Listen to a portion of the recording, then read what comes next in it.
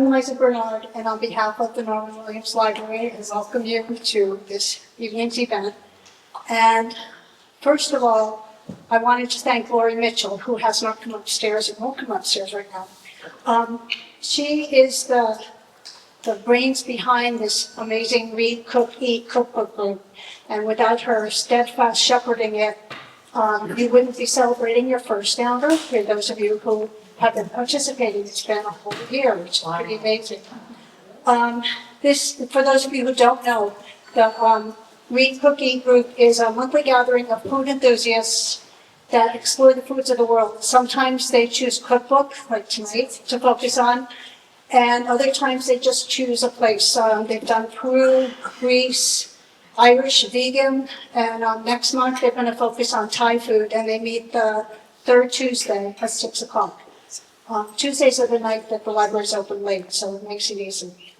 I also want to thank Yankee Bookshop for co-hosting this and many other events that we do. And also thank you to WCTV for filming. If you missed it or your friends that didn't get to come and they want to see the talk, they can go online and see it. I do want to mention that we have an incredibly busy fall calendar.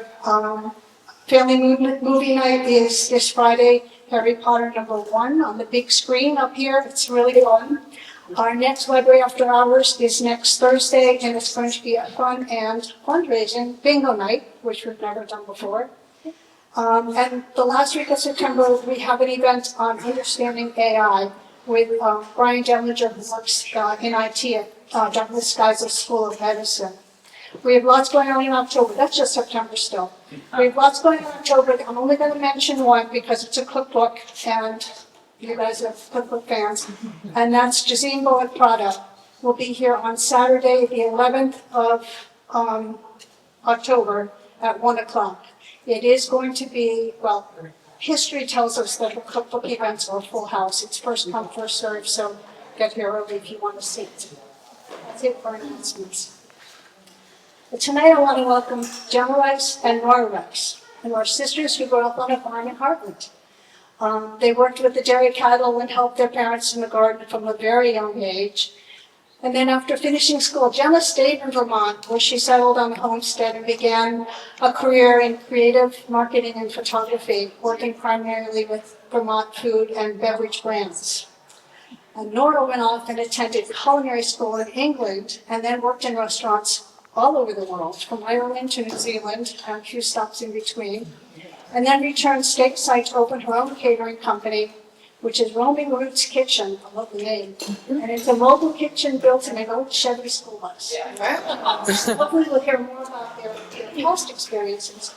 But for this cookbook, Vermont Farm to Table, they combined Nora's culinary skills and Jenna's photography and design, and their shared love of food, and came up with this incredible book that has dozens of delicious and pretty unique combinations of foods. As one reviewer, Dave Maker, expressed it, this isn't just another farm-to-table cookbook, it's an authentic taste of Vermont terroir. So without further ado, stage is yours. All right. Thanks for having us. Yeah, thank you very much for putting this event together, Liza. We're really excited to be here. This is the first event of our fall book tour. So yeah, we're really excited to be kicking it off with you guys. Yeah, we're going to start by just introducing ourselves a little bit and sharing a little bit more about our background and our story and how this book came about. And then we did bring some recipe samples for you all to try, and we'll tell you a little bit about those recipes when we get to that point in the event. And then after that, I think we're going to open it up to questions, and we'll hang around a little bit. You can buy books over here from Christian. So yeah, let's get started. I'm Jenna. This is Nora, and we have been working on this book project for about 2 years, but I'm actually going to start a little bit further back, and I'm just going to start by giving you my story, and then I'll let Nora kind of share her half of the story and how we got to this point. So We both grew up in Heartland, and our parents were always very avid gardeners. And farm to table food for us as kids was really just food. And I don't think we really started to appreciate what we had until, I don't know when. I remember being a kid at school and being really jealous of, the kids who got to bring like Twinkies and all those little treats, because we all want what we don't have, right? But yeah, we grew up working on our neighbor's dairy farm and kind of fulfilling all the Vermont kid stereotypes. We were outside helping our parents in the garden and working on the farm. So yeah, food has always been a big theme in our lives. And it was not until really recently that we were actually both in the same place, in the same place at the same time, and having the opportunity to create something together. So this has been really fun. But yeah, as far as my path, I for a while I actually thought I wanted to be a musician. That was the career that I was going to pursue, and it was only a happy accident that I ended up as a photographer instead. It was one of those just perfect storms where I fell into the career. But I've been working as a photographer full-time for about 6 years. And once Nora moved back to Vermont, it seemed like an obvious fit that we would create a cookbook together. So anyways, do you want to tell them a little bit about your version of the story? Yeah, well, I'll skip over my childhood because it's pretty much the same as Jenna's. Classic farm kid, kind of feral little rugrats running around eating vegetables from the garden. I'm sure you know the type. So yeah, after growing up working on farms and all that stuff, I kind of thought that I would go into the food industry in some way, and I kind of pictured doing something more towards agriculture, whether it be animal agriculture or getting more into vegetable gardening. So I started to pursue that and thought I would go to college for that. It was all a little unclear, but after a little bit it just seemed like that wasn't quite the path. I didn't feel like a great fit, so I kind of pivoted, and culinary school had always been like a kind of back of my mind, like wouldn't that be nice, kind of like idyllic what if in the corner of my mind, and so I decided to just go for it. I did a lot of research on the internet, and I found this obscure little tiny culinary school in the south of England, which not a lot of people have heard of, and it seems like kind of a miracle that I actually found it. It must have been a very deep Google search. I don't even know how many tabs must have been open on my screen at that point. I met some of my best friends that I still keep in touch with, and learned a lot in just a short amount of time. And just, really fell in love with cooking even more and decided that was something I wanted to pursue. And so then I took that and I traveled around a bunch, and the great thing about the culinary world is you can kind of get a job anywhere because there's always restaurants, there's always hungry people, so you can just kind of make it what you want. So I bounced around a lot. I've worked on the West Coast. I did a lot of travel abroad, and was able to do some really cool opportunities working at different restaurants and different catering services abroad, and just learned a lot from different people and really amazing chefs. And then decided to come back to Vermont, which has always kind of felt like home. And then that brings us up to the kind of present moment where we had, hey, sister, it's nice to actually be in the same state for once. And we kind of had these two really unique skill sets that complement each other. Yeah, so let's talk about the book. So out of curiosity, and I kind of know the answer for some of you because we got to sit in on the cookbook club earlier and get to know some of you. But I'm curious, how many folks are here are gardeners? I would call that a strong majority. Gardeners are food. It all counts. We're not discriminatory. Okay, yeah, that's really exciting to me and not surprising because this is Vermont. And then I'm assuming it's going to be everybody, but how many love to cook? Yeah, I didn't have to ask that one. But that's really, that intersection of gardening and cooking is really kind of where this idea took its root. So I have always been an avid gardener, and I remember when my husband and I first started dating, and we were raising chickens and pigs and gardening, and anytime we were able to, we both love to cook, and anytime we would be able to create a meal that was from entirely like homegrown ingredients or maybe some stuff from our friends and neighbors, that was like a really big, exciting deal. Like we would be thrilled anytime that we could pull that off, and we'd take a picture and send it to our friends and say, look, it's an all homegrown meal. And that has just always been something that brings me so much joy, is being able to really see where everything on the plate came from, whether it's my own garden or a farm down the road. And Vermont is a really special place in that regard, that it is so easy to know where our food comes from. So I think to an extent that's where the seed for this idea came from. Along with the idea that, thinking about really healthy foods, or, superfoods, if you want to use the buzzword, something like almonds are super good for you, right? But here in Vermont, you're not going to find an almond that's traveling less than a few thousand miles. And there are so many foods here that are also incredibly good for you and full of nutrients and flavors, and they don't have that sort of negative side of having to be shipped around the world.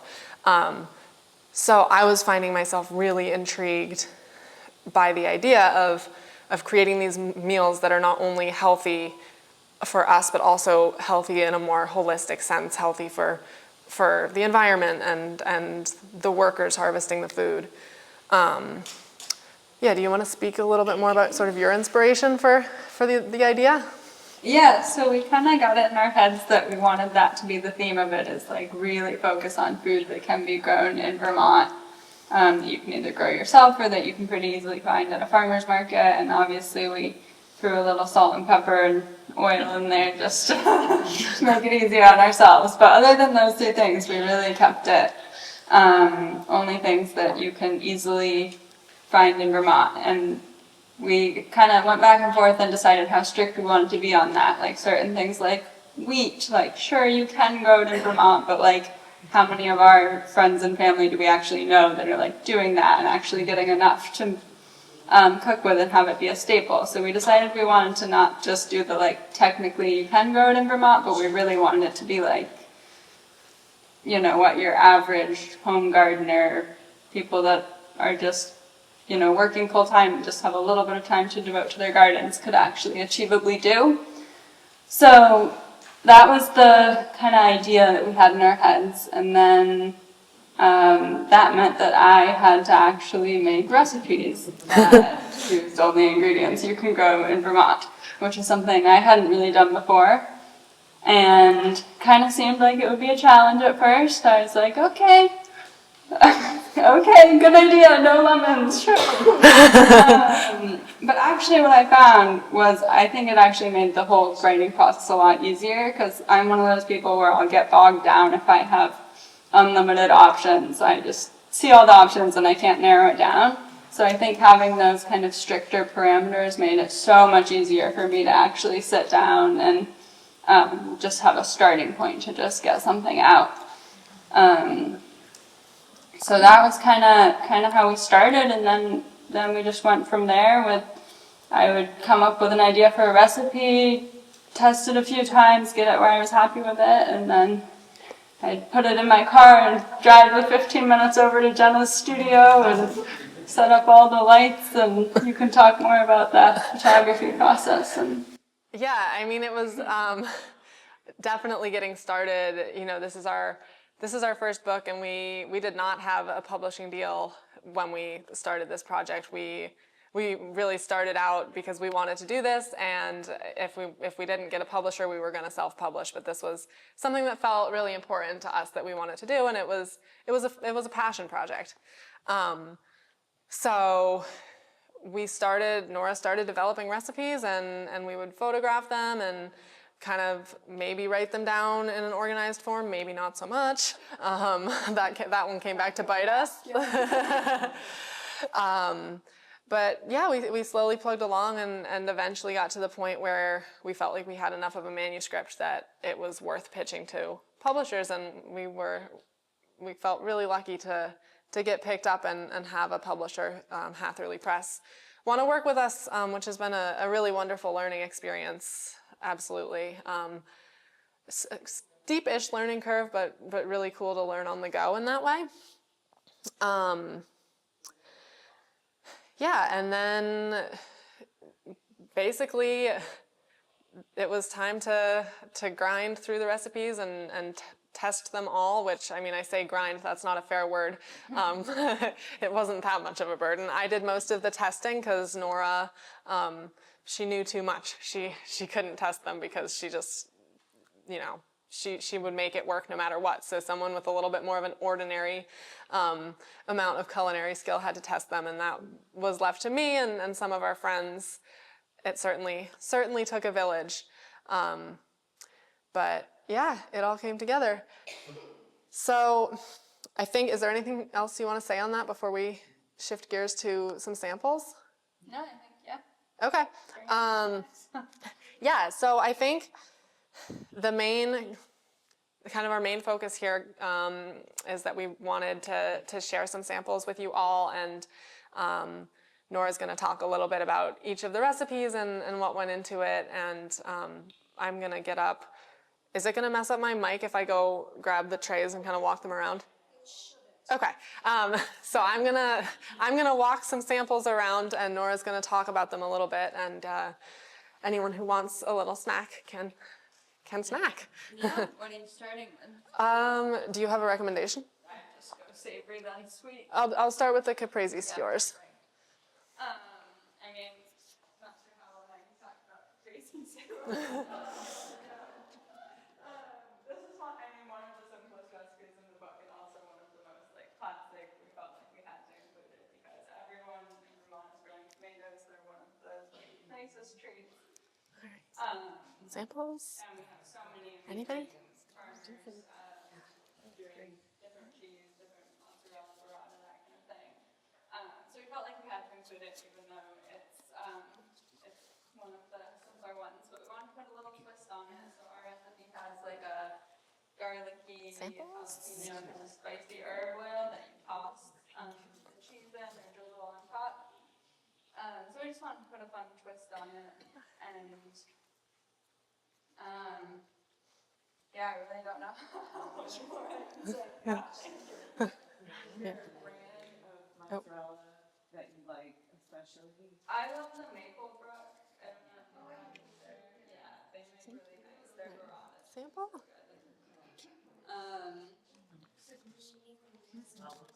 Yeah, they just really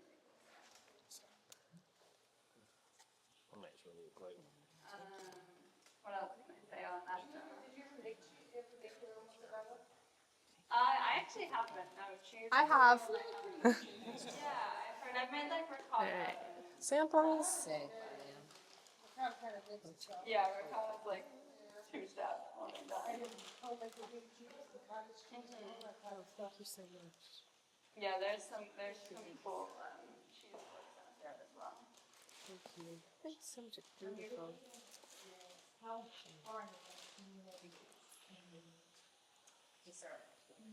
The skewers, I would probably do them morning of. I think. Yeah, sorry. She asked how far in advance you can make those. Thank you. I would say morning of. You could probably get away with day before, especially if you did everything and then just put the basil on. Thank you. Because that's the thing that'll go. Oh, that's good. That's good. Oh, thank you. What did you do with There. We do it with jalapeno, garlic, and herb oil. Enough?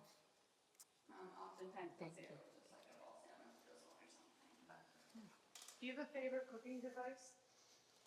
Oh, that's a good question. Question was if I have a favorite cooking device. I use a food processor a lot, I would say. I'm also quite partial to my KitchenAid. Yeah. Did you guys grow your own garlic on your farm? Like, do you? Yes, Jenna does. I do not. Garlic is one of my favorite things though to grow because you like pop it in the winter before. It's like one of the first things up in the spring. So. So it's not hard to grow. No, it's not hard to grow. Jenna can speak more to that. I can just put like kind of clove in I think November at least fall, and then it pretty much just comes up and just. Either of you for the squash gratin? Jenna's now passing around Okay. one of the recipes It's the squash gratin. from the fall section of the cookbook. Which is The butternut squash and sage gratin. We probably all have like a concept. Try it? Yep. Oh, no, no, thank you. Yeah. Okay. Bacon. Oh, fancy. Creamy, so this is a little bit of a twist on that. Thank you. Butternut squash, sage. and Butternut squash. Cream and cheddar cheese. 'Cause 2 on here? we live in Vermont, you're eating a lot Thank of you. cheese. That's personally one of my favorite recipes in the whole book. I love comfort food. And, Of course. that's just kind of a classic comfort food. Perfect. And it's honestly wonderful making it. So. You as well? Yes, you can just put it on. Okay. Yeah. I'll sneak through here. Thank you. You? I can. Okay. Butter. Yes, please. Thank you so much. I like to peel it Thank you. before I cut it.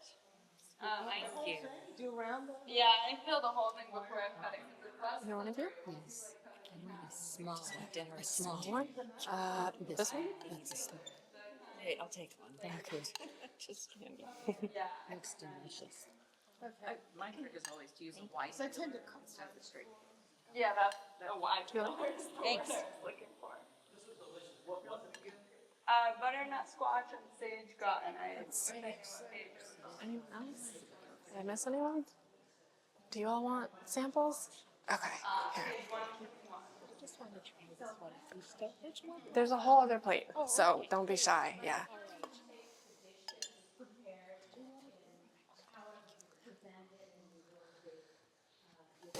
How come it wasn't photographed yet for you, with the background? Do you have the recipe written at that time? Yes. So my process, Okay. roughly. Roughly. My process is I'm more of a like scrawl it down on a piece of paper and write my little notes in the margin, and then after I'll have to go through and type it up in actual sentence that a human can understand. But by the time it's being photographed, it's like finalized. If it's needed a couple of test runs, we've gone through them. So it's And you're the one who's typing yours. yes, yes. Thank you. I'm curious about your process. Are you using external testers, or people who maybe don't have as much experience in the kitchen as you? Yeah, so I'll just talk a little bit about the process in general. Kind of what we would do is I would work on developing the recipe on my own. Sometimes it would be really simple and I'd get it in one. Sometimes it would take a couple of trials to get it how I wanted it. And that would all just happen, in my own kitchen. Just kind of cooking as I would if I wasn't using a recipe and kind of writing down what I was doing so I could recreate it later. And I would usually test it once to make sure I had it where I wanted it. And then we kind of got them all to that stage, and then once we had kind of a draft of a manuscript and everything at a stage of, I tested it, I was happy with it, that's when we had either Jenna, because she hadn't really been hands-on with the recipe testing process, so she was kind of like a blind person for that, so we had her do most of them and also friends and family. So we made sure to have at least someone else's eyes on it. Did you say there was a lady that There is yes, there absolutely is. Yes, this is very informal. You can help yourself, and I'm going to bring around now. This is our summer berry maple pavlova, so a little dessert course. Yeah. I'm gonna let you take it yourself. Yeah. Do you want to Would take you like it this time? Yeah. Yeah? Do you want a little plate or you got it? I got Okay. it down, yeah, thank you. Understand that it's really difficult to make. I just want to say that last dish was absolutely delicious. It's one of my favorites too. Did you find that when y'all were making this book, that, did you have to alter anything, like spray an appetizer with water to make it shine, or? Did you have to do anything different to get these beautiful pictures in the book? I will say there is no, those like pizza shots that everyone knows is Elmer's, but none of that. None of that, yeah. We did not alter any of the food. Thank you. More messing with the light and stuff, and I'll let Jenna speak to that later. Maple meringue. No, I think we both learned a lot about the styling of it, like how to kind of arrange it so it's going to be a good shot before you even get into it. And for sure, some were easier than others, like the winter ones where everything's looking a little beige. Yeah. Took a little bit longer, a little bit, more props and that kind of thing. But it's all natural. We managed to make it work for that.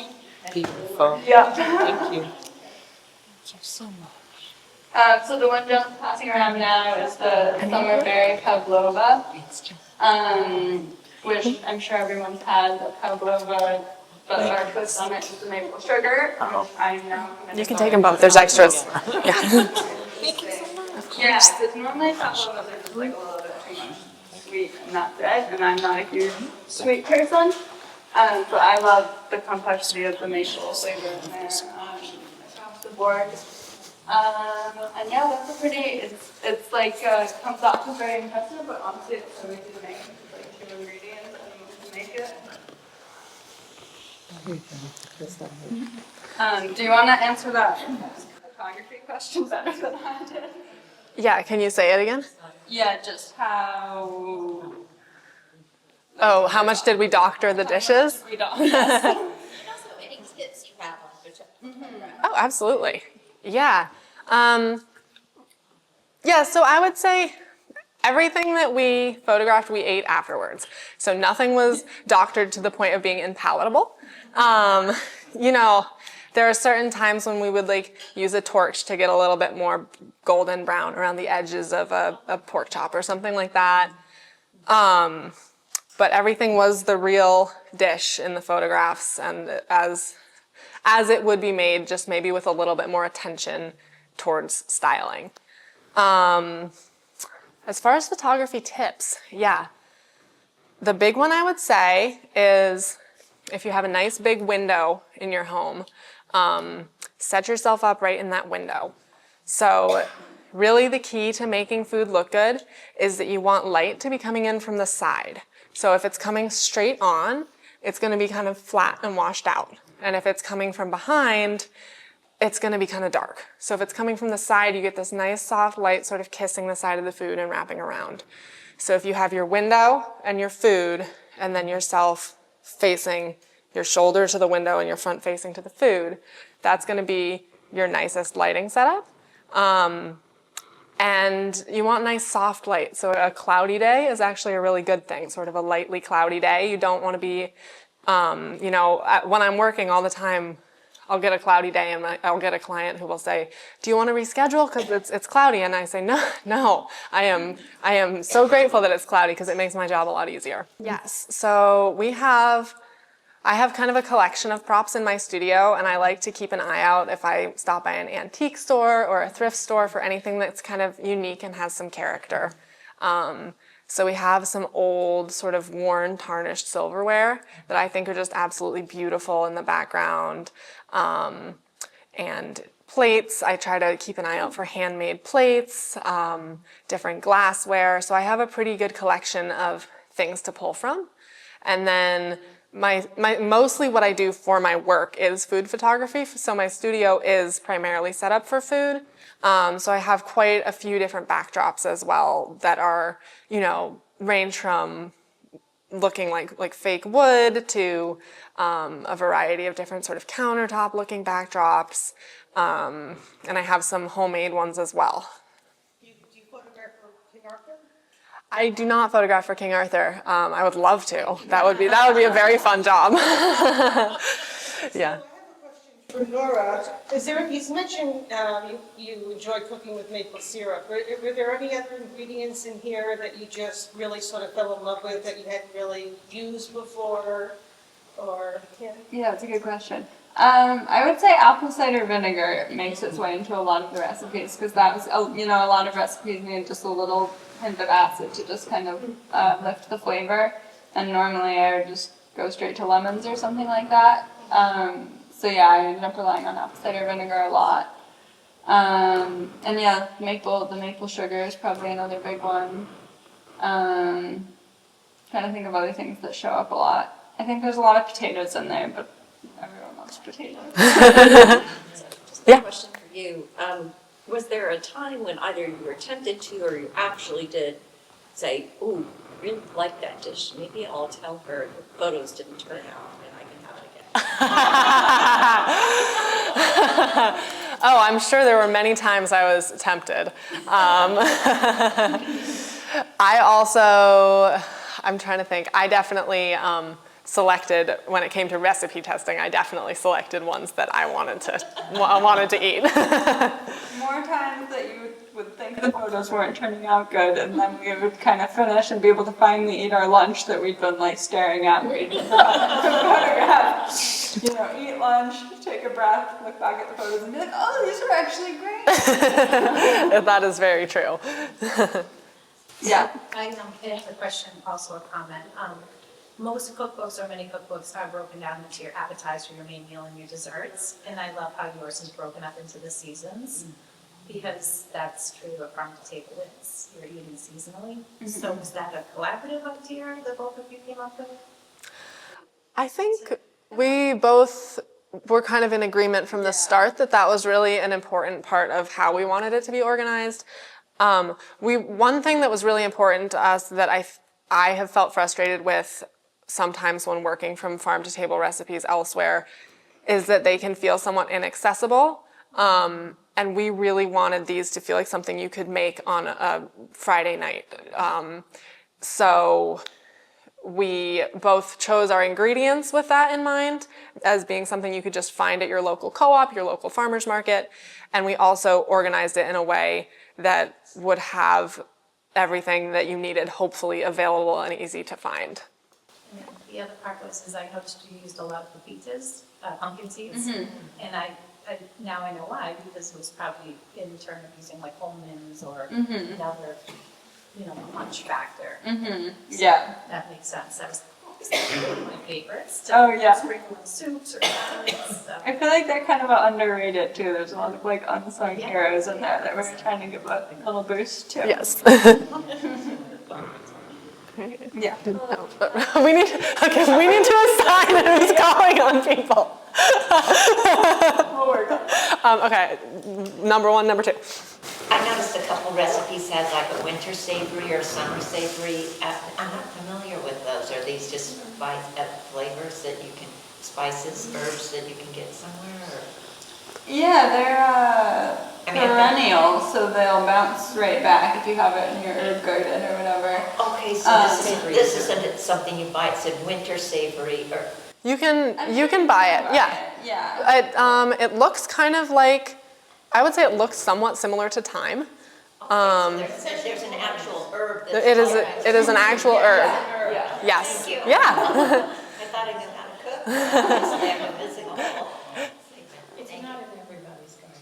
No, it's a little more obscure. More obscure one, yeah. Yeah. It's easy to grow. Yes. Yeah, it's easy to grow and it I'll lasts be on like the a really lookout long now. time. Okay, thank you. All right. Terry? I was just gonna say, I myself am in culinary school right now, and I find a lot of the times when I'm coming up with my own recipes, other people will give me the approval, yes, I like this, it's great. But in my head, it's 3 in the morning, and I'm like, no, that wasn't right, or I didn't like that. So how do you just deal with being okay that other people like it, but you might not be 100% satisfied? I didn't know that we were going to get this vulnerable and talk about the imposter syndrome tonight. I think I can say for both of us, we both struggle with it. Yeah, literally on the way over here, it's wait, what? This is our book. I feel like a fraud. I was like, no, suck it up. It's going to be great. I think everyone struggles with that, and I think you also just have to kind of trust your instinct, and also when people around you tell you you did a good job, listen to them. I don't know if you... Well, they are good. I mean, the recipe, those are... I think, yeah, I think learning to have confidence in yourself is probably a lifelong journey. I really feel like being surrounded by supportive friends and having us as a team, because this is uncharted territory for both of us. This is our first book. This has been a learning experience, and going through it as a team has really been helpful for me. But I also, more to your question, I both as an artist and in my life in general, kind of for anything creative, it can be hard to quantify and know that your work is good enough. And I think what I've been coming back to kind of as I've grown as an artist and a creative has been that it's okay for me to just declare I like it and therefore it's good. And if I like it, there are billions of people out there. If I like it, someone else is going to like it. Not everybody, and that's fine. Yeah. And kind of playing off your comment, so when, as a creative, even though other people have told you, this is good, that's great, when can you just stop yourself from continuing to design, either in photographs or in food, to say, okay, everybody else likes it, this is good enough, or I know I can just make it, 0.00001% better. When do you know when to stop that process? That's a really good question. I think that for me, I will oftentimes, sleeping on something is really helpful. If I feel like I'm just going around in circles with it, or I can't give it a rest, I say to myself, come back to it tomorrow when you're fresh. And oftentimes I'll come back and realize that it is right where it needs to be. So getting a little bit of space from whatever I'm working on so that I can look at it with a more objective set of eyes is really important for my process. And I also think, again, getting outside of my own head and getting those objective opinions from people I trust is a really valuable tool for my creative process. I find that having ideas go back and forth between multiple people almost always makes them better, and that was definitely the case with us and our publisher. We had some really great ideas coming into it, and the back and forth, even though sometimes it can be uncomfortable to have to tweak your original wishes or, for something so near and dear, that back and forth just really refines it and hones it. So, have you opened it up and provided, dinners for a certain price and have dinners in your home? Or you're not there yet? It's in the works. Yes. For lunches or breakfast or something? Yes, so to be invited over. That wasn't the reason I we do have we have lots of ideas for events that we're really excited about. Probably time frame would be more in the spring. Nora's food truck is getting some work done right now at the mechanic, so that will definitely be back up and running by the spring, and that's kind of our time frame for those sorts of events. Would that be from the food truck, or would this be in your home? So what we're imagining, and this is all very much just imaginings at this point, but we're imagining serving outdoor seasonal meals in the spring, summer, and fall, partnering with farms to have them outdoors in a really beautiful location on, one of the many beautiful farms we have around here. Exactly. Yeah, that's the dream. Yes. We do have, in terms of events that we do have scheduled, we have a cooking class that we're doing at the Upper Valley Food Co-op, I believe November 14th, which is going to be a cook a meal together, sit down and eat it together style event. So, as you were going through the process of cooking and photographing, how much did the photographing process influence the recipe? Did you think like, I got to tweak this so it's gonna look better and, There was a few things I wanted to make, and Jenna was like, that's gonna be way too beige. Or like, for sure a few. Or we would try to sneak something into fall so we could like garnish it with berries. Like I remember that maple bourbon creme brulee that's in there way going back and forth. We were like, should we put it in the winter or the fall? And we like took the pictures with the berries on it, and we took the pictures without, and we were like, it's in the fall. Yeah. So we were definitely thinking about it. Like every time I was cooking something, I was thinking about how we might style it, and looking up ideas of how we might style it. So that was definitely, I wouldn't say it was like the driving factor, but it was in the back of our minds. Yeah, I don't think we cut anything because we couldn't figure out how to photograph it. But I do think that what Nora said about the seasons and the organization, that definitely played into it. and where does your food truck, oh, sorry. Oh, no, you go ahead, one and then two. Where do you normally have your food truck?